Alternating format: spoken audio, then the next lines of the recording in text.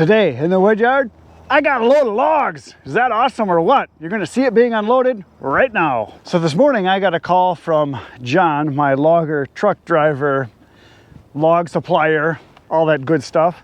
And he said he had a half a load of barkless oak, which is what this is, and he had a half a load of locust, which locust is hard to get around here anyway. There's not a lot of it. And I said, yes, please. So he said he would be here in 3 hours. Well, I was busy doing photography all day today on my other business, because that's my other business, photography. And all I had time to do was to run out, throw the camera up and get him as he's unloading. I just left it run. So you're gonna get to see a bunch of that real soon here. But yeah, this is half of a load of barkless oak you see right here. It's all really nice sized stuff. You can see by the size of it here. This is, I mean, that's one of the bigger ones, which isn't even that big. But look at all this, and look at the cracks in this. A lot of this stuff is gonna be dry. I can just tell by looking at it. A lot of these small ones, like these little bitty sizes, like these right here, these little guys, those are gonna be dry when I split them. So I'm predicting that about half of this load is gonna be ready to burn now. So that is awesome. So I'm probably gonna get this stuff cut right away in the next few days. I think the next probably 2 or 3 days from now I'll have time where I can work on this. And I'm gonna get it cut right away, get it split right away, and get it stacked right away, because I think that a lot of this I'm gonna be separating as I split it, which I do quite often. But this particular load, I think there's so much small stuff in here that looks really dry that I'm gonna be able to sort it as I split it by dry, ready to burn now, or needs a little time to dry. And right now it's beginning of September. So I'm thinking that if, say, half of this is ready to go, the other half might be ready like early next year, like probably like, you know, early in the spring, because I think a lot of it's going to be pretty darn close to being dry. Even some of these bigger ones I'm looking at, like these bigger sizes right here, this one's like, I don't know, 9 inches. Some of those are going to be dry too. You can just look at the cracking on these already. So, because he said it was been cut for a while.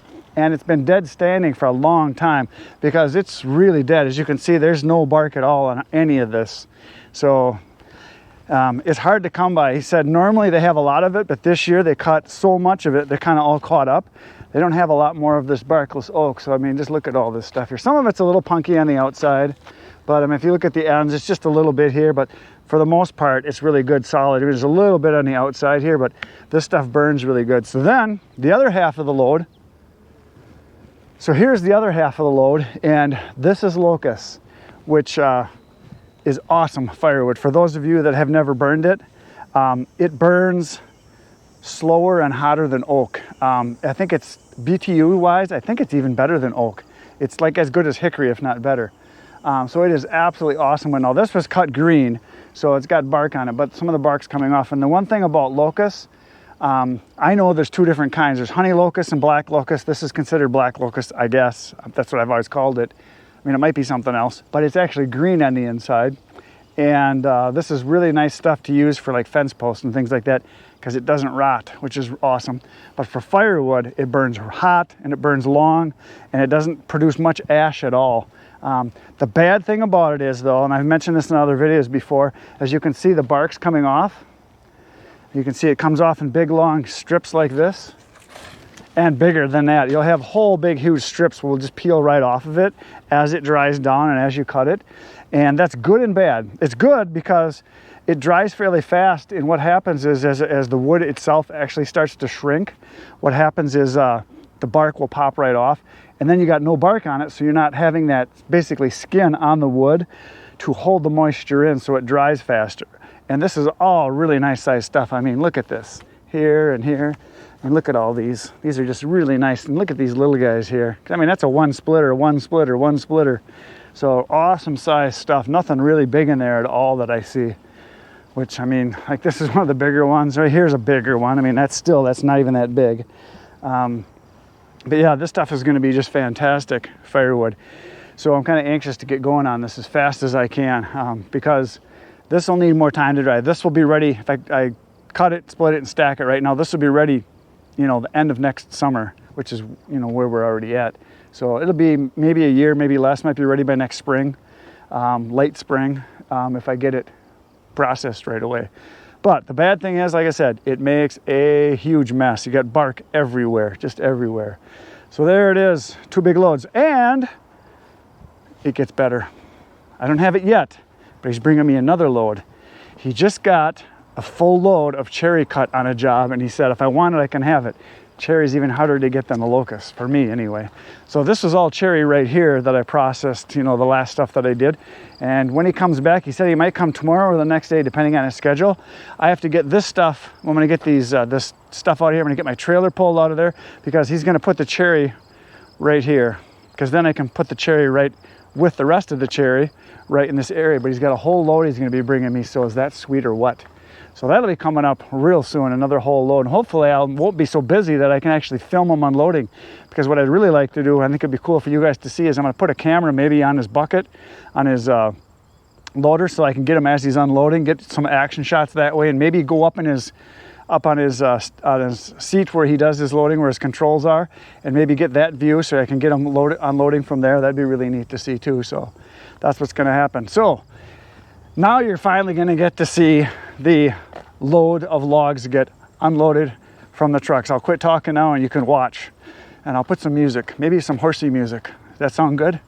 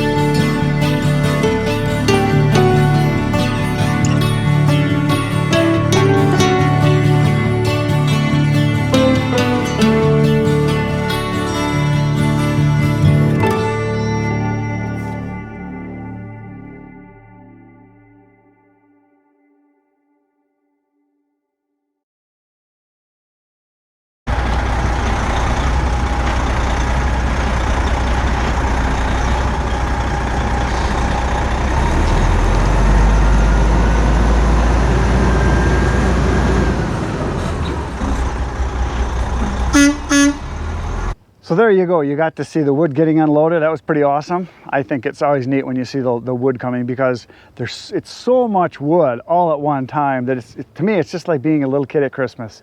It's like getting the present that you've been waiting for all year long.